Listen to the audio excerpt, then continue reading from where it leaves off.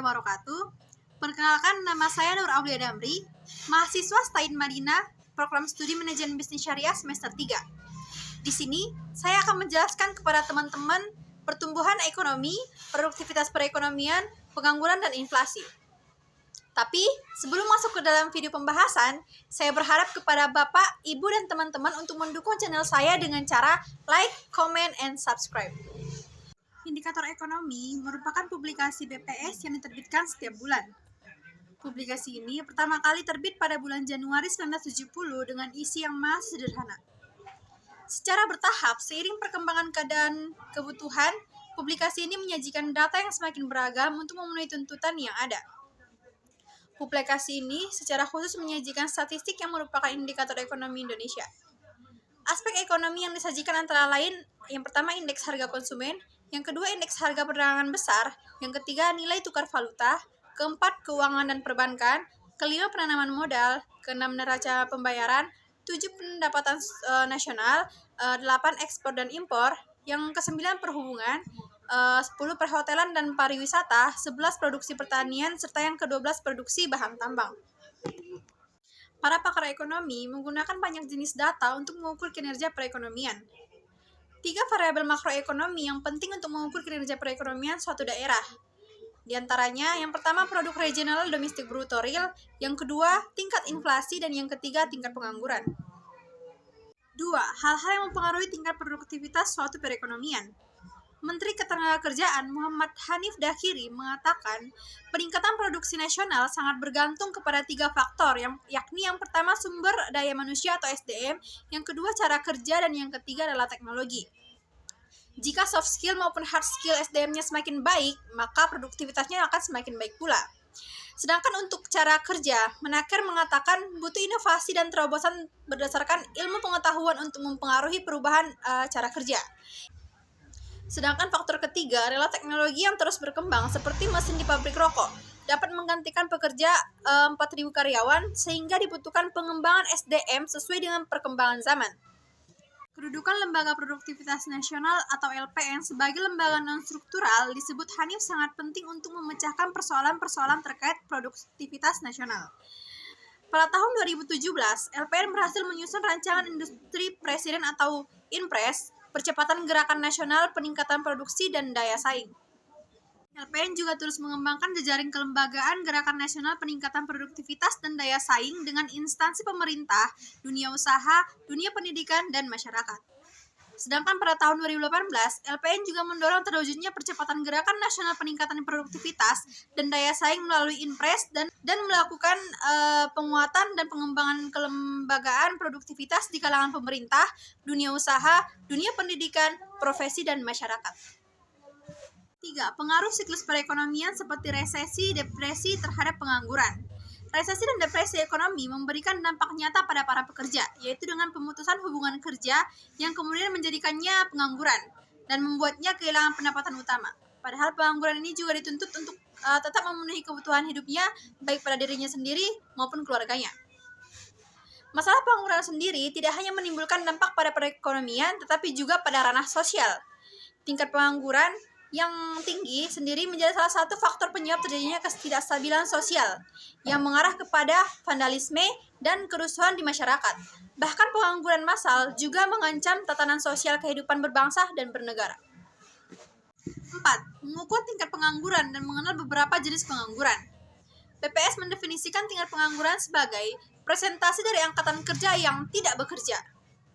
Cara menghitung tingkat pengangguran adalah jumlah yang tidak bekerja atau angkatan kerja dikali dengan 100. Jenis pengangguran. Berdasarkan jenisnya, pengangguran bisa dibagi menjadi 2, yakni yang pertama pengangguran berdasarkan penyebab dan yang kedua berdasarkan ciri maupun sifat. Pengangguran berdasarkan penyebab terbagi menjadi 4 jenis, yakni yang pertama pengangguran normal atau friksional, yang kedua pengangguran siklikal, yang ketiga pengangguran struktural, dan yang keempat pengangguran teknologi. Pengangguran normal atau friksional. Pengangguran ini merupakan pengangguran yang terjadi lantaran seseorang yang berhenti bekerja karena ingin mendapatkan pekerjaan yang lain yang dirasa lebih menguntungkan. Contohnya adalah seorang guru honorer yang memutuskan untuk berhenti dan pindah ke lembaga pendidikan lain agar mendapatkan gaji yang lebih baik. Yang kedua ada pengangguran siklikal. Pengangguran ini terjadi karena faktor naik dan turunnya ekonomi sebuah negara. Karena saat ekonomi negara sedang turun, maka lowongan pekerjaan akan semakin sedikit. Contohnya adalah seorang karyawan yang terkena PHK lantaran perusahaan tempatnya bekerja sedang mengalami penurunan permintaan. 3. Pengangguran struktural. Pengangguran ini terjadi karena perubahan ekonomi pada suatu negara. Misalnya sebuah negara agraris yang berubah menjadi negara industri yang menuntut individu untuk bisa menguasai teknologi baru. Contohnya adalah seorang pekerja di perkebunan sawit yang menganggur karena tempatnya bekerja kini dialihfungsikan sebagai pabrik. Yang keempat ada pengangguran teknologi. Pengangguran ini terjadi karena perkembangan teknologi yang menggantikan pekerja pada sebuah bidang. Contohnya seorang karyawan bagian las mobil menganggur setelah tempatnya bekerja kini menggunakan robot untuk mengelas mobil. Pengangguran berdasarkan sifat. Jenis pengangguran ini juga dibagi menjadi 4, yakni pengangguran terbuka, pengangguran terselubung, pengangguran musiman, dan pengangguran setengah menganggur. Yang pertama yang akan kita bahas adalah pengangguran terbuka. Pengangguran terbuka terjadi saat seseorang tidak memiliki pekerjaan atau tidak sedang bekerja sama sekali dengan berbagai sebab, salah satunya adalah tidak tersedianya lapangan kerja. Contohnya adalah seorang sarjana pertanian yang menganggur lantaran tidak ada lapangan pekerjaan yang sesuai. Yang kedua ada pengangguran terselubung. Pengangguran terselubung merupakan seseorang yang terpaksa bekerja di suatu perusahaan atau suatu pekerjaan yang bukan bidang keahliannya karena tuntutan ekonomi. Contohnya adalah seorang sarjana hukum yang bekerja sebagai pelayan rumah makan lantaran tidak adanya pekerjaan yang sesuai dengan keahliannya. Pengangguran musiman. Pengangguran musiman terjadi lantaran adanya permintaan pekerjaan yang terjadi hanya pada satu waktu atau musim tertentu. Pengangguran ini biasanya menimpa sektor pertanian dan perikanan. Contohnya adalah seorang petani yang menganggur setelah masa panen atau masa kemarau saat tidak menggarap sawah. Dan yang terakhir adalah pengangguran setengah menganggur. Pengangguran ini terjadi lantaran seseorang yang sangat kurang jika dilihat dari berbagai kategori seperti upah, jam kerja, produktivitas, dan jenis pekerjaan yang sangat rendah. Contohnya adalah pekerja bangunan yang menganggur setelah pekerjaannya selesai, sembari menunggu pekerjaan berikutnya. 5. Jenis inflasi dalam perekonomian. Inflasi adalah salah satu masalah ekonomi yang barangkali sudah pernah dialami oleh sebagian besar negara. Pembicaraan terkait inflasi kerap dikaitkan dengan kenaikan harga, sebab harga menjadi indikator penting dalam inflasi. Dalam buku Kebangsentralan Seri Inflasi oleh Suseno dan Siti Aisyah, serta buku karya Supriyanto 2007, inflasi dapat dikelompokkan dan dibagi menjadi beberapa jenis, yaitu yang pertama berdasarkan tingkatannya. Berdasarkan tingkatannya, inflasi dibagi menjadi inflasi ringan di bawah 10% per tahun, inflasi sedang antara 10-30% per tahun, inflasi berat antara 30% sampai 100% per tahun, dan hiperinflasi dikenal sebagai inflasi yang tidak terkendali yaitu di atas 100% per tahun. 2. Berdasarkan sebabnya. Berdasarkan sebabnya, inflasi dibedakan menjadi yang pertama, demand pull inflation. Timbul karena tingginya permintaan masyarakat terhadap suatu barang dan jasa sesuai dengan hukum permintaan.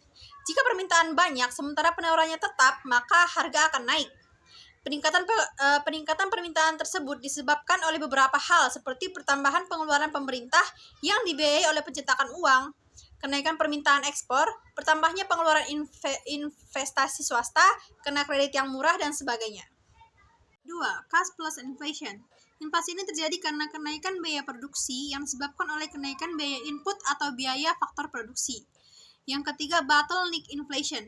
Inflasi ini dipicu oleh faktor penawaran atau faktor permintaan. Jika terjadi karena faktor penawaran, sekalipun kapasitas yang ada sudah terpakai tetapi permintaannya masih banyak, maka dapat menimbulkan inflasi. Jika terjadi karena faktor permintaan, maka disebabkan adanya likuiditas yang lebih banyak, baik berasal dari sisi keuangan atau akibat tingginya ekspektasi terhadap permintaan baru. 3. Berdasarkan tempat asalnya. Jenis inflasi berdasarkan tempat asalnya yaitu domestic inflation, merupakan inflasi yang berasal dari dalam negeri. Inflasi ini terjadi sepenuhnya disebabkan oleh kesalahan pengelola perekonomian, baik di sektor real maupun sektor moneter dalam negeri oleh para pelaku ekonomi dan masyarakat. Imported inflation.